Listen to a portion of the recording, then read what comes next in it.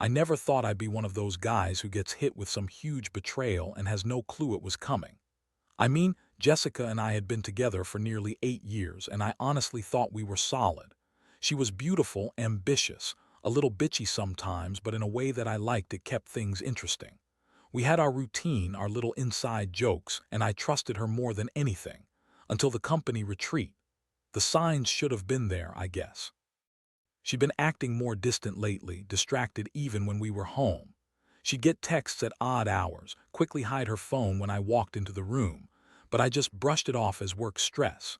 She's a sales manager, so I figured maybe she was just overworked or her phone was blowing up with some new client. Still, something felt off. She was more snippy than usual, snapping at me over small things, like I was bothering her just by existing. I didn't press her. I figured she'd tell me if something was wrong. Then came the weekend of the retreat. I wasn't able to go because of a last-minute project at work. So I was stuck at home, trying to keep myself busy. That's when I started noticing little things. Her clothes missing from the closet, her going out with the girls, but leaving her phone behind. Nothing concrete, just enough to make me suspicious. I didn't want to jump to conclusions, but I felt this gnawing feeling in my gut that I'd been played. The real bombshell came when I was cleaning out my garage last week. I happened to glance into her car, just looking for some old boxes, and that's when I saw it. A bracelet. Not just any bracelet, but one I'd only seen Marcus, her coworker, wear at the company party a few months ago. The same bracelet she'd been wearing nonstop lately, even when she was supposedly working late or out with her girlfriends. I froze. My heart started pounding. I didn't think it was possible, but I knew exactly what that bracelet meant. I decided to dig a little deeper. I waited until she was out running errands, then I checked her phone. No new messages from Marcus, but I found a lot of texts from her that she'd deleted. Typical stuff, flirty, suggestive, can't wait to see you tonight, and you're so sexy when you talk about work. I could practically feel my blood boiling. How many nights had she been sneaking off? How long had this been going on? I didn't want to believe it, but the evidence was there, screaming at me. I felt like I'd been punched in the gut. All those years, all those moments I thought we shared, were they just a lie? I kept that bracelet in my pocket for a day, just to make sure I wasn't imagining things. It burned a hole in my hand.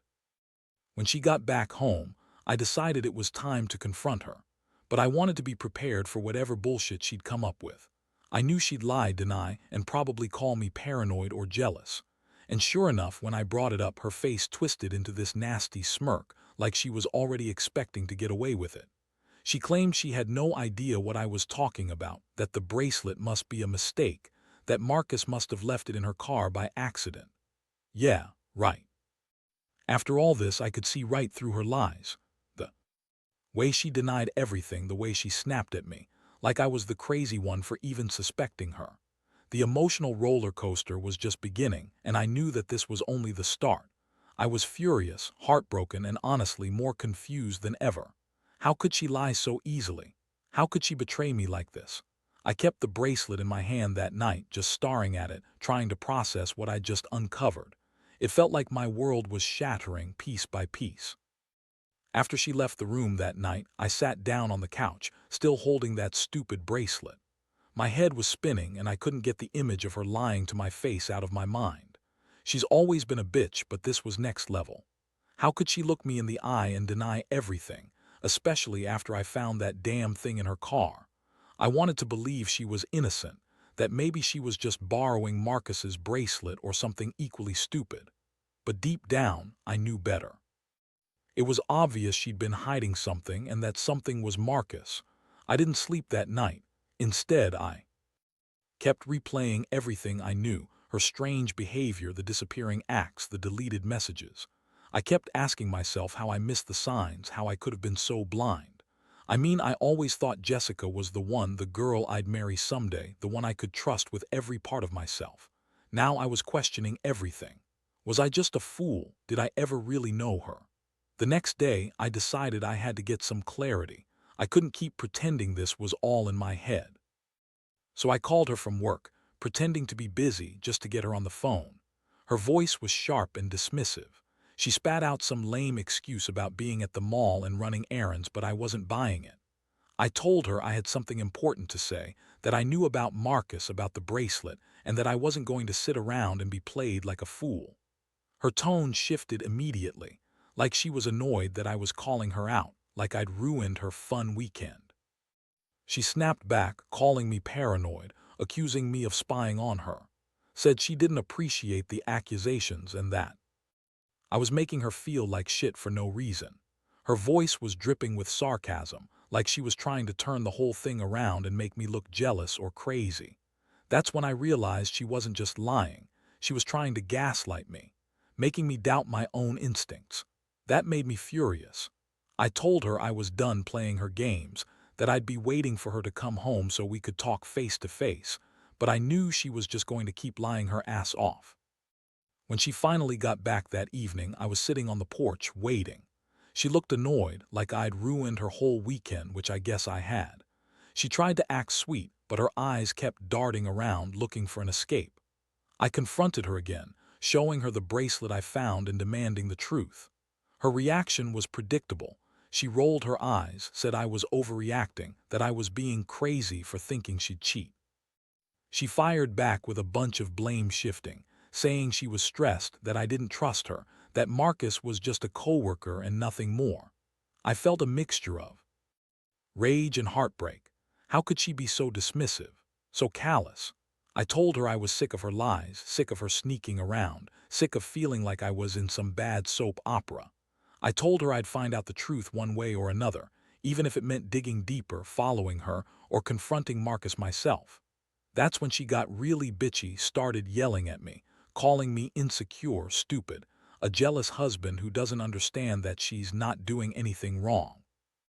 That was the moment I realized she was fully committed to her lies, and I was just the sucker who kept giving her the benefit of the doubt. I'll admit, I was crushed. Not just because she was cheating, but because she didn't even have the decency to be honest with me. Everything I thought I knew about us was crumbling in that moment. The woman I loved, the woman I trusted, she was nothing but a lying, manipulative bitch who was more interested in Marcus and her little secret than being honest with her husband. I felt betrayed, angry, and hopeless all at once. But I also knew I had to decide what I was going to do next. I couldn't keep pretending this was going to blow over or that she'd magically come clean. That's when I started planning my next move. The more I thought about it, the clearer it became that I couldn't just sweep this under the rug or try to fix things by talking her into honesty.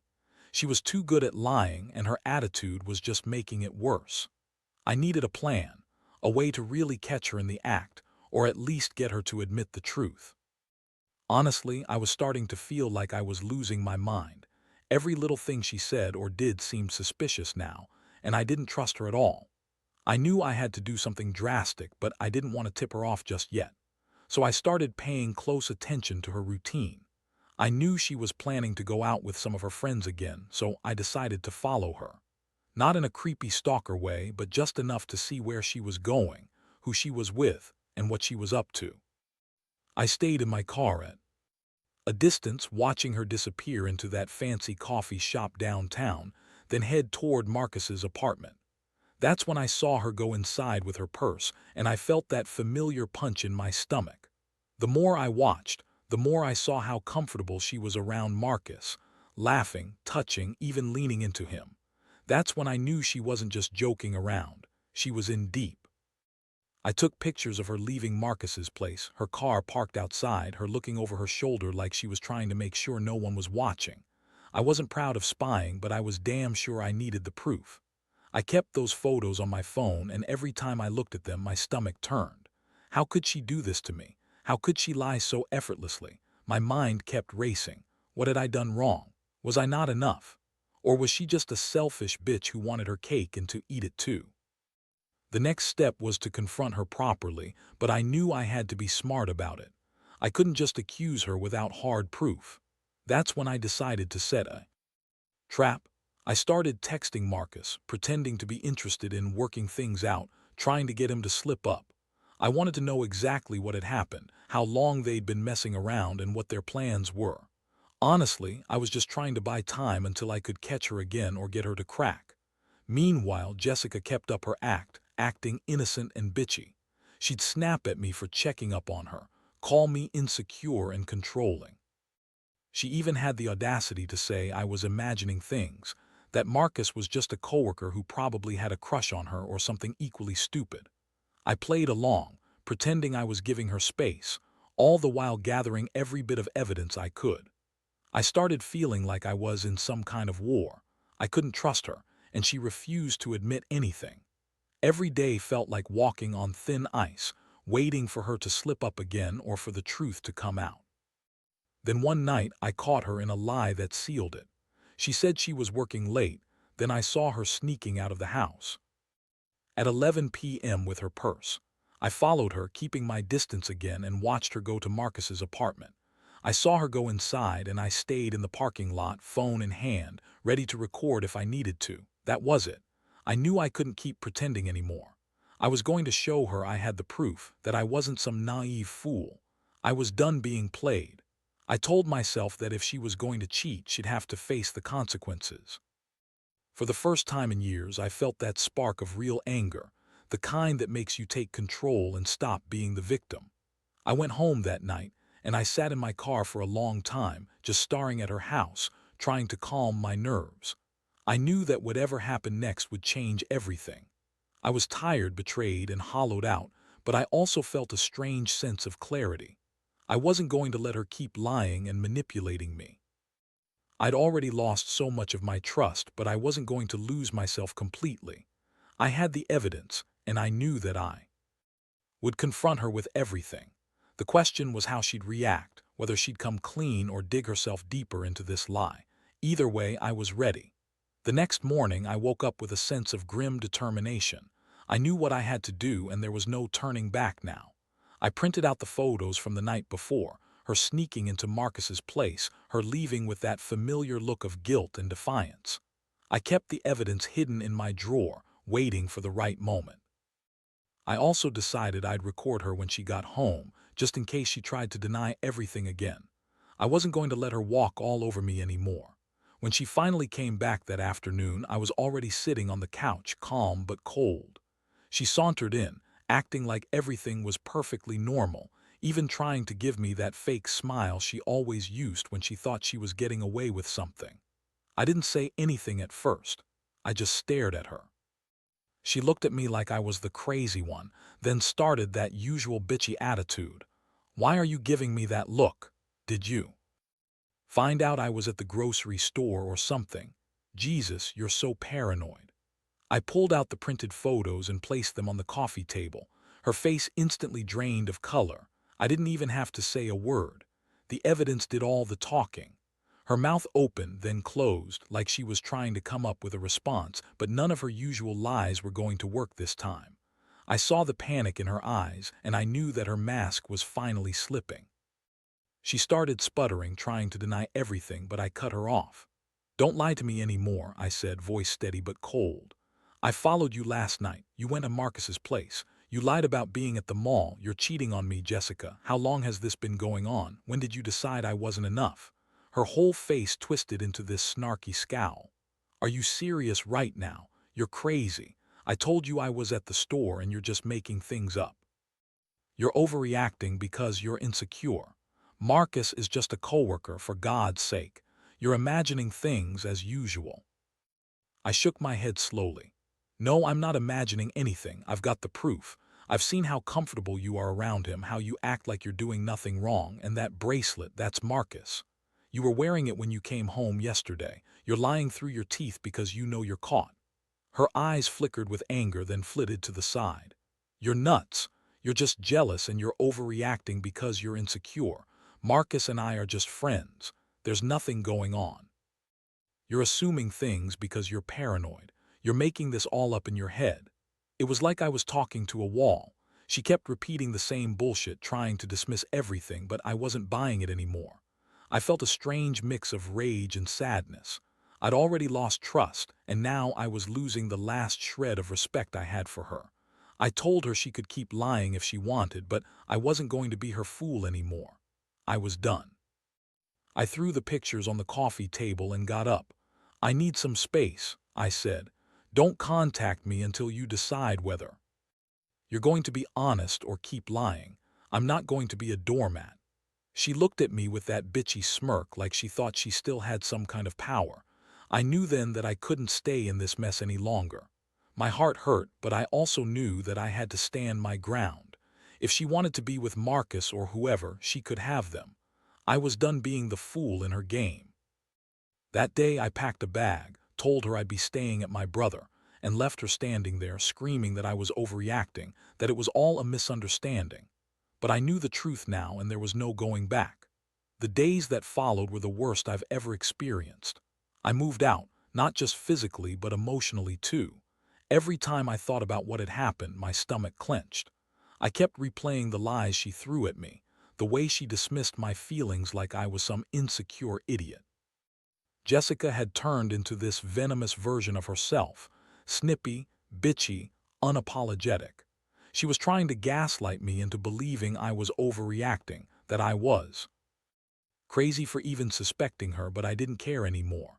I saw her true colors, and honestly, it hurt worse than I thought possible. I stayed with my brother for a while, just trying to breathe, trying to figure out what my next move was.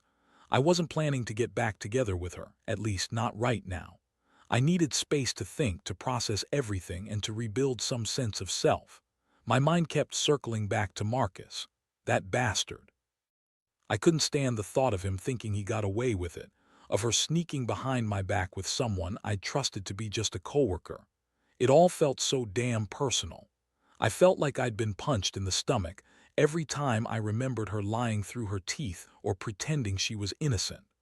I also started digging into her phone again, trying to find anything I might have missed. I wasn't proud of it, but I needed closure.